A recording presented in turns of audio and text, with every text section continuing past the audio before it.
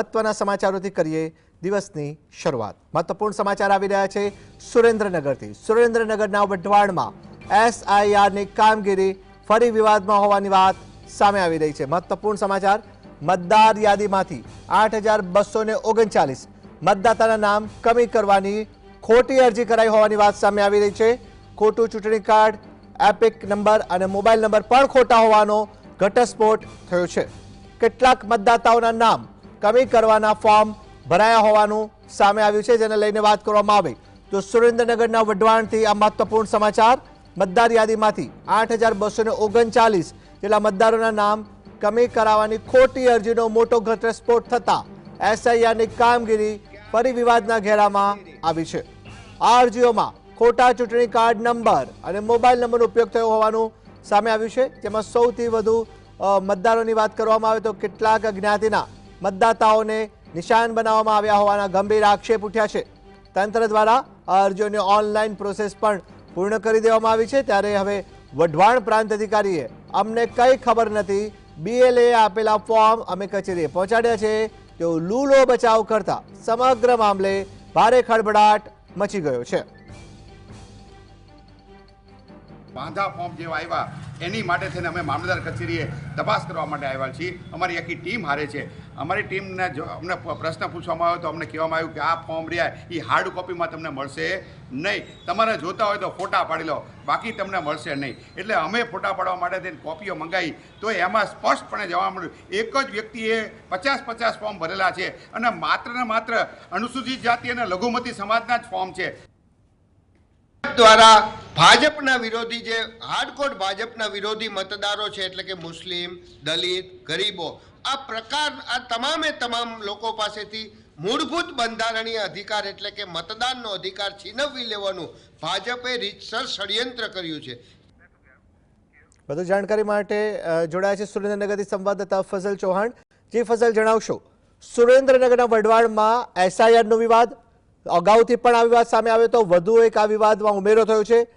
વઢવાણમાં મતદાર યાદીમાંથી 8239 જેટલા મતદાતાના નામ કમી કરવાની ખોટી અરજીનો ઘટસ્ફોટ, અને એમાં પણ ચોંકાવનારી બાબત એ સામે આવી રહી છે કે ખોટા ચૂંટણી કાર્ડનો નંબર, મોબાઈલ નંબરનો ઉપયોગ પણ કરાયો હોવાનું સામે આવ્યું છે। પ્રાંત અધિકારીને પૂછ્યું તો હાથ ઊંચા કરી દેવામાં આવ્યા અને કહેવામાં આવ્યું કે અમને કંઈ ખબર નથી। શું છે સત્ય, જણાવશો? ખાસ કરીને હાલ સમગ્ર ગુજરાત રાજ્યમાં એસઆઈઆરની કામગીરી છે તે ચાલી રહી છે, પરંતુ આ કામગીરી છે તે સતત વિવાદમાં આવી રહી છે અને આ કામગીરી સામે સતત આક્ષેપો પણ થઈ રહ્યા છે।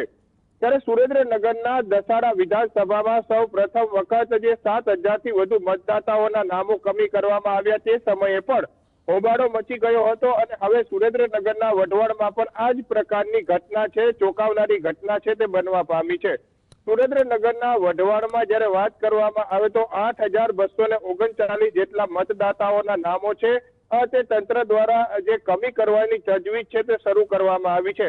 ખોટી રીતે અરજીઓ કરી અને આ નામો કમી કરવાની તૈયારી છે તે શરૂ કરવામાં આવી હોવાના આક્ષેપ સાથે જે નેતાઓ છે તે કચેરી ખાતે દોડી આવ્યા છે, મામલતદાર કચેરી ખાતે દોડી આવ્યા છે અને આ સંદર્ભે વઢવાણ પ્રાંત અધિકારી અને મામલતદારને રજૂઆત કરવામાં આવી છે।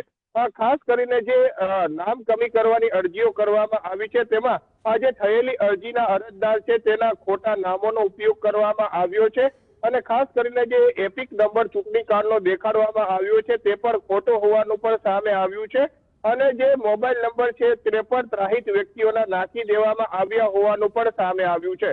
ત્યારે આ મુદ્દે ચૂંટણી વિભાગ દ્વારા કડક કાર્યવાહી કરવામાં આવે તેવી માંગ કરવામાં આવી છે, કારણ કે એક જ જે સમાજ છે, એક જ જે કોમ્યુનિટી છે તેને ટાર્ગેટ કરી અને આ સમગ્ર જે આ મતદાતાઓના નામો કમી કરવા અંગેની અરજીઓ કરાઈ હોવાનું પણ ઘટસ્ફોટ થયો છે, જેમાં સૌથી વધુ વઢવાણના કસ્બા શેરી વિસ્તાર તેમજ વઢવાણ નવા દરવાજા વિસ્તાર, 80 ફૂટનો રોડ તેમજ જે રતનપર વિસ્તાર છે ત્યાંની અરજીઓ થયા હોવાનું પણ સામે આવ્યું છે। આ મુદ્દે જે ડેપ્યુટી કલેક્ટર વઢવાણ છે તેમને રજૂઆત કરવામાં આવ્યા બાદ તેમના દ્વારા એવું જણાવવામાં આવ્યું છે કે જે બીએલઈ છે તે આજે આ સમગ્ર ફોર્મ ભરી અને અહીં આપી ગયા છે, હવે તેની યોગ્ય તપાસ કરવામાં આવશે અને ત્યારબાદ જ નામો કમી કરવાની તૈયારી છે તે કરવામાં આવશે।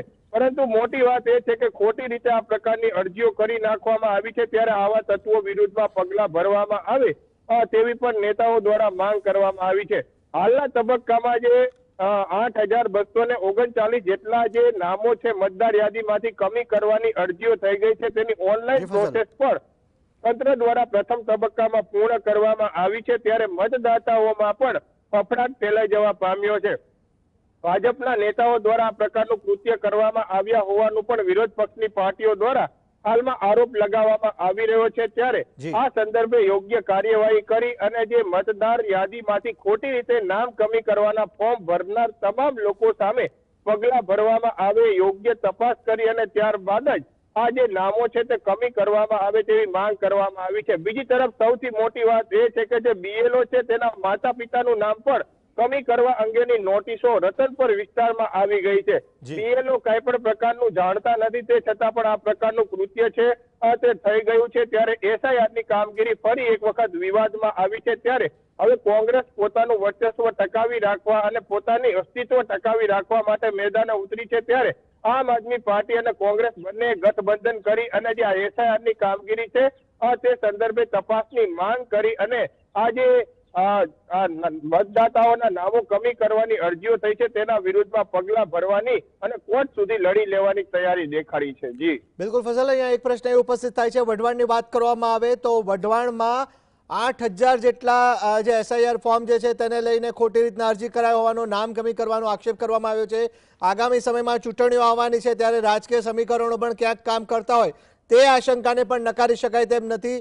ભાજપ ઉપર વિપક્ષ દ્વારા આરોપ લગાવવામાં આવી રહ્યો છે. આ તમામ બાબતોની વચ્ચે બિચારા જે મતદારો છે, જે સ્થાનિકો છે, જેમને મત આપવાનો અબાધિત અધિકાર છે, તેમનું શું? ખાસ કરીને જે મતદાનનો અધિકાર પણ છીનવવા માટેનું આ કૃત્ય થયા હોવાના આરોપો લાગ્યા છે. વાત કરવામાં આવે વઢવાણ કસ્બા શેરી અને નવા દરવાજા વિસ્તાર એટલે મહાનગરપાલિકાનો 11 નંબરનો વોર્ડ, તેમાં જ 500 થી વધુ એક સાથે નામો કમી કરવાની અરજી થઈ ગઈ છે. એટલે ખરેખર રીતે આ જે કૃત્ય છે તે ભાજપના ઇશારે કરવામાં આવ્યા હોવાનો વિરોધ પક્ષ દ્વારા આક્ષેપ કરવામાં આવ્યો છે, જ્યાં કોંગ્રેસ અને આમ આદમી પાર્ટીના સેફ મતો છે તે વિસ્તારમાં સૌથી વધુ નામો કમી કરવાની અરજીઓ કરાઈ હોવાનો પણ આરોપ છે તે લગાવવામાં આવી રહ્યો છે. બીજી તરફ ડેપ્યુટી કલેક્ટરને રજૂઆત કરતા સમયે જે નેતાઓ દ્વારા પૂછવામાં આવ્યું કે આ સમગ્ર ફોર્મ ક્યાંથી આવ્યા, ત્યારે ડેપ્યુટી કલેક્ટરે જવાબ આપ્યો કે આ ફોર્મ છે તે BLE આપી ગયા. BLE એટલે આમ આદમી પાર્ટી હોય કે કોંગ્રેસ હોય કે ભાજપ હોય, તેમના દ્વારા નિયુક્ત કરેલા કાર્યકર્તાઓ. પરંતુ જ્યારે તપાસ કરવામાં આવતા આમ આદમી પાર્ટી અને કોંગ્રેસના એક પણ BLE નામ કમી કરવા માટેની અરજી નથી કરી. ત્યારે બીજી તરફ આ જે અરજીઓ છે તેની સંખ્યામાં વધારો થયો છે. જિલ્લાના કુલ 60,000 થી વધુ મતદાતાઓના નામો કમી કરવાની અરજીઓ થઈ ગઈ હોવાનો પણ હાલમાં ચોંકાવનારો આંકડો છે તે સામે આવી રહ્યો છે. ત્યારે આ સમગ્ર બાબતે આવનારી ચૂંટણીઓમાં મતદાતાઓ મતદાનનો ઉપયોગ કરી શકશે કે કેમ તેની સામે પણ એક લટકતી તલવાર છે તે સર્જાઈ જવા પામી છે. મતદાનનો અધિકાર પણ છીનવવા માટેના કાવતરાઓ હવે શરૂ થઈ ગયા હોય તે પ્રકારનો ઘાટ સર્જાઈ જવા પામ્યો છે.